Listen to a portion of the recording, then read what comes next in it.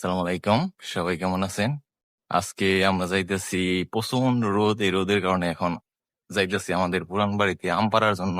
ওই জায়গায় আমগুলা সবাই খায়া ফেলাই তো, তার জন্য যাই দেখি আম পাড়ে নিয়ে আসি। অনেক এখন পাকার সময় হয়ে গেছে গা। বেশি বড় হয় নাই গা, ছোট ছোট আছে। মানে পাকার সময় হয়ে গেছে তো, তাই যাই দেখি আম পাড়ে নিয়ে আসি। আর আজকে প্রচুর গরম আর রোদ পড়ছে অনেক, বলার বাহিরে। একবারে প্রচুর পরিমাণে। আর রাস্তাঘাট একবারে ফাঁকা, গরমের কারণে কেউ বাহিরেও বের হয় না, এই অবস্থা হয়ে গেছে গা। এখন আমরা কোন রাস্তাতে যাইতেছি, আগে এই রাস্তাতে অনেক হাঁটাহাঁটি করছি। এখন রাস্তাঘাট সব বন্ধ করে দিছে। আর এই জায়গায় বৃষ্টি হলে মনে হয় প্রচুর পরিমাণে পানি হয়। তুই কদি কি এই জায়গাতে তগো বাড়ি তো ভিতরে, মানে কিছু বৃষ্টি হলে কি কিছু হয় নাকি এই জায়গাতে, পানি পানি অনেক হয়নি পানি কেন? আসে, মানে হাঁটা চলা কষ্ট হয়ে যায়। আর এই দেখুন রাস্তাগুলো একবারে মানে পানির কারণে আসতেও সমস্যা হয়ে যায় গা। এখন আর ওই জায়গায় আমগুলা পোলা পানি অনেক মানে বাইরে করে খায় ফেলাই তো, তার জন্য যাইতাছি দেখি। আম অনেক আম ধরছিল, মানে এখন ফুল গাছে আম ধরছিল, এখন অর্ধেক আমও নাই কে। ওই দিনকে 2 ব্যাগ পারছি, আজকে যাই দেখি কতগুলা পাইরা নিয়ে আসি। আর আমার ফাওয়াতে ভাই বাড়ি চলে যাবো তো, তার জন্য এই যে এও নিয়ে যাইতেছে, ও ওরে কত আম পাইরা দেই। আর দেখুন বাচ্চা পোলা পান কি সুন্দর সাইকেল চালাইতেছে জায়গাতে। কই যাও তুমি, হ্যাঁ? হ্যাঁ। আর সামনে যাই আমরা, এই দেখুন এনদে আগে অনেক জোড়া ছিল, এখন বাঁশবো সব কাইটে একবার দোয়া বানায় ফেলাই গেছে। আমরা যাই এখন ওইদিকে, যাই কিছু আম পারি। আর আম গাছ বেশি বড় না, একবার ছোট আম গাছ। তারপরে প্রচুর আম ধরছিল, আর সবাই পাইরে পইরে খায় ফেলায়, ওই জায়গায় কেউ থাকে না তো, তার জন্য সবাই পাইরে পইরে খায় ফেলায়। এদিকে আসলাম, মানে এত সুন্দর বাতাস, আর আমাদের যে বাতাস নাকি এই জায়গায় প্রচুর পরিমাণে বাতাস, মানে শরীরটা একবার ঠান্ডা হয়ে যায়। আর দেখুন এই জায়গায় আমি আসলাম, একজনের বাঁশ দিয়ে আপনার চঙ্গ বানাইতেছে, এই যে দেখুন বাঁশ দিয়ে চঙ্গ বানাইতেছে। এই যে যারা গ্রামে থাকে তারা গ্রামের অনুভূতিটা বুঝে, আর যারা শহরে থাকে শহরের চাইতে গ্রামে অনেক মজা হয়। দেখুন গ্রামে কত সুন্দর জায়গা, একবারে প্রাকৃতিক দৃশ্যগুলা একবারে সবুজ আর সবুজ।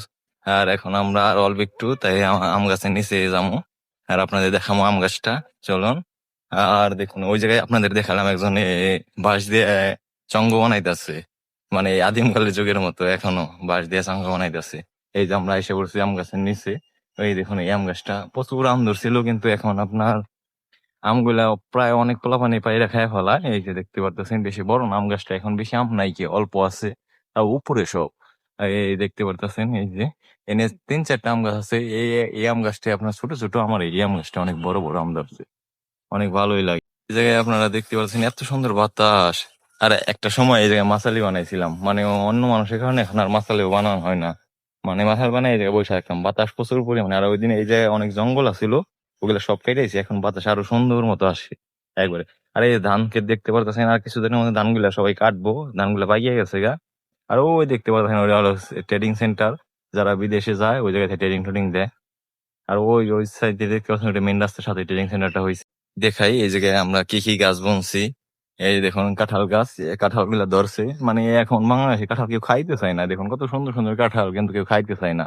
কাঁঠাল গাছ আছে আপনার, এ পিসফল গাছ আছে, আম গাছ আছে, জাম্বুরা গাছ আছে, নারকেল গাছ আছে, তারপরে চালটা গাছ, সুপারি গাছ, সব ধরনের গাছই আছে এই জায়গায়। কিন্তু এই জায়গায় কেউ এখন মানে কাঁঠাল গুলা ধরছে, কেউ খাইতেই চায় না। আর এই জায়গায় সবগুলো হলে নারকেল 2টা ধরছিল, কে জানি চুরি করে নিয়ে গেছে গা। এখন আর কি, এখন আমি আম গাছে উঠতেছি, আম পারবো, আপনারা দেখতে থাকুন। কবে গাছে উঠি, অনেকদিন পরে গাছে উঠতেছি তো, একবারে সমস্যা। এই যে এখন উঠলাম, এখন উপরে যাব। এখন আমি আম গাছে উঠছি, এখন উপরে যাব দেখি উপরে যায় কতগুলা আম পারি। মানে অনেকদিন পরে গাছে উঠতেছি তো, তার জন্য মানে ভয় লাগতেছি। আর প্রচুর পরিমাণে বাতাস গাছের মধ্যে। এই যে দেখুন আমি এখন ওইটা গেছি গে, এই যে দেখতেই পারতেছেন। এখন আম পারবো এই জায়গায় থেকে। অবশ্যই ভিডিওটা যদি ভালো লাগে অবশ্যই পাশে থাকবেন, লাইক কমেন্ট শেয়ার করবেন। আল্লাহ হাফেজ।